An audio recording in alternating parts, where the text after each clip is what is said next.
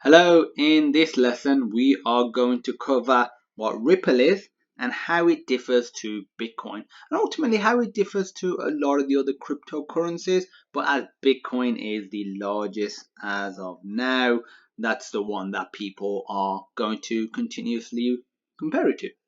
So first of all, let's just cover this, that Ripple runs on something called the Ripple network,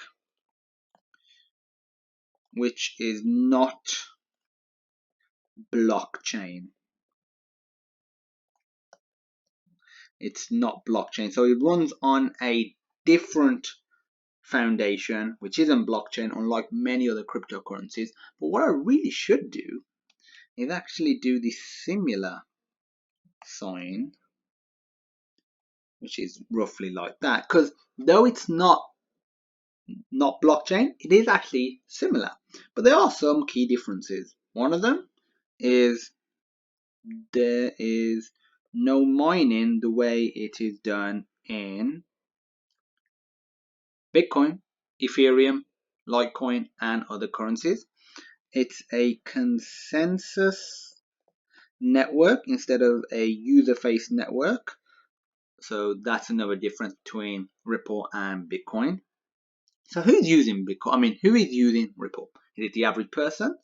Well, no, it's primarily, Ripple is primarily used by big institutions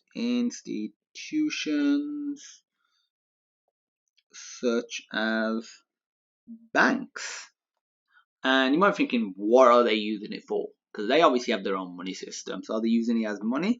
Not quite. What they're actually using it, not just banks, but big institutions in general, they are actually using it to transfer any sort of asset around the world, be that gold, be that conventional fiat currency. It doesn't matter what it is.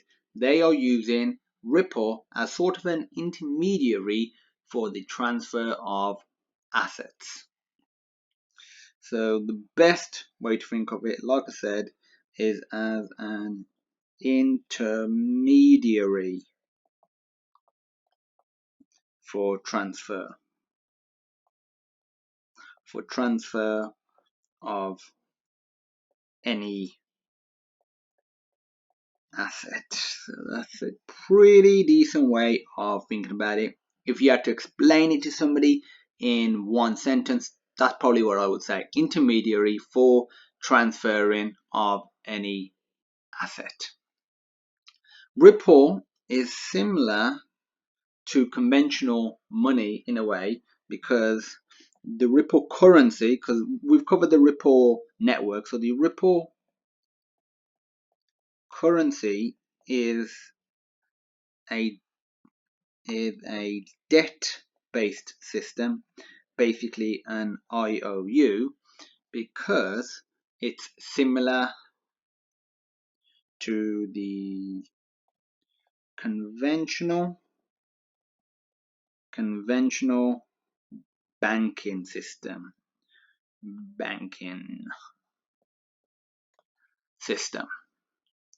So take this example. If I have $10,000 in my bank, what I actually have is the bank actually is saying to me it owes me $10,000. So I don't actually have $10,000 anymore. It's saying it owes me $10,000. That's essentially how the conventional banking system works. A lot of people don't think of it that way, but if you get like a Great British Pound note in the UK, so the matter is a £5 note, £10, £20, £50 note, it actually will say on there something along the lines of, I owe the bearer of this note £50 or however much that pound or that note is worth. That's essentially the same for all paper currency. Because at the end of the day, it's just paper, but that is saying it is a debt. And so Ripple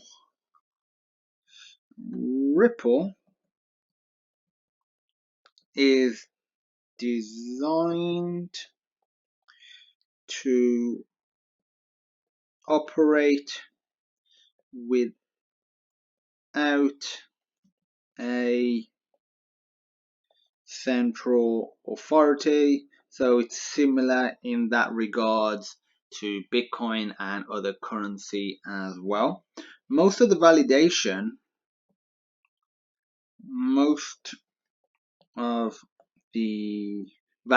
management, that sort of stuff. So most of the validation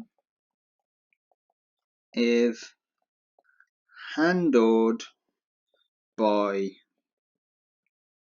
Ripple Labs. So as you can imagine, if most of the validation is done by a single entity, it's not completely distributed. So it does operate without a central authority like a bank, but it is not completely distributed. So not all the users are contributing towards the overall management. But the aim is to make the network distributed. So at the moment it isn't, and that's partly the reason why a lot of big institutions like conventional banking institutions are liking Ripple, not just as a currency-based platform, but just in general, because it is more like their platform. Though it is operating without a central authority, there's still some centralization in the fact that it's not distributed along a network that processes the transactions. A comparison would essentially be like PayPal or Visa. PayPal or Visa, they don't really hold money. In a way, they just facilitate the transfer of it. They're not exactly like a bank, they're more of an intermediary. But they're especially Visa, a big intermediary that a lot of people use. So it's like PayPal or Visa, but has the philosophy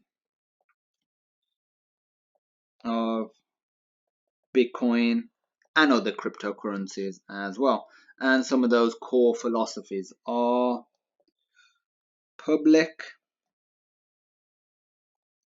transactions. So that's a big part of it. No central authorities.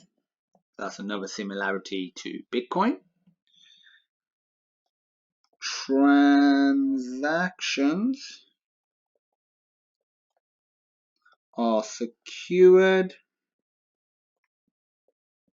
using cryptography.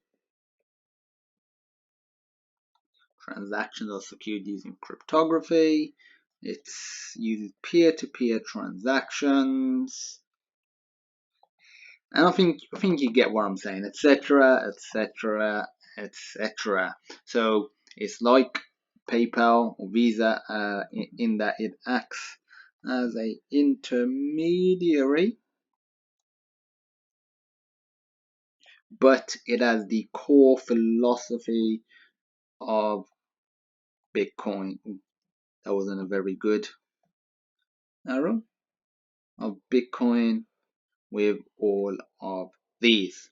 So this has just been a lesson on what Ripple is. Actually, if you're interested, I'm pretty sure you are, XRP is essentially the short term for the report currency. Like Bitcoin is BTC, for example, Bitcoin Cash is BCH, Ethereum is ETH, Ripple is XRP. So like I was saying, this has just been a lesson on what Ripple is, how it differs to Bitcoin. If you got any questions, feel free to reach out and feel free to go over the video again because we covered quite a bit in this lesson. And as usual, thank you for watching and I look forward to seeing you in my next lesson.